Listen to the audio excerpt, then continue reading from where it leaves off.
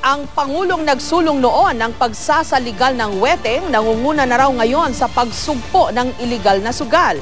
Kanina mismong si Mayor Joseph Erap Estrada ang sumira sa mga nakumpiskang gamit sa pagsusugal sa Maynila. May report si Ruth Cabal.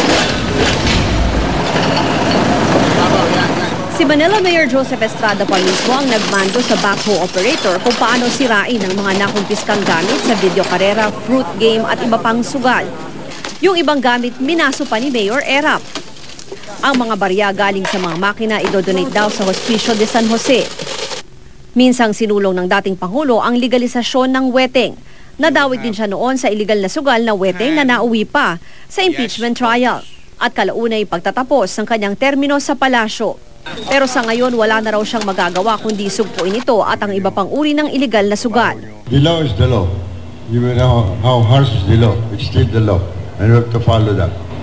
All forms, I said, all forms of illegal gambling, no exception to the rule. We will go after them. Di rin daw palalampasin ni Mayor Erap maging ang mga sangkot sa may tuturing na petty crimes. Mensahe niya sa isang suspect sa panghuhold up.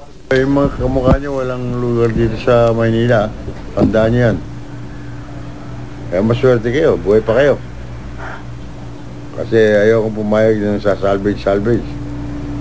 Nagbakalat na rin ng 150 pang traffic enforcers sa Maynila at inanunsyo ni Vice Mayor Isko Moreno na ibabalik na ang 20% commission ng mga ito sa mga mahuhuling traffic violators. Pero mahigpit ang bili ni Isko. Hindi ko mo ibabalik na yung nararapat para sa inyo,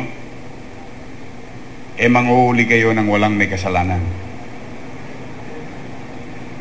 Kasama yon sa one strike policy. Sumunod na lang sa yung traffic rules para walang sagaban. Manghuli ng muli, katulad ng violation, dahil may porsyento Inilunsad din kanina ang Facebook account ng Manila Police District kung saan pwedeng magsumbong ukol sa mga karnap at nawawalang sasakyan. Ruth Cabal, GMA News.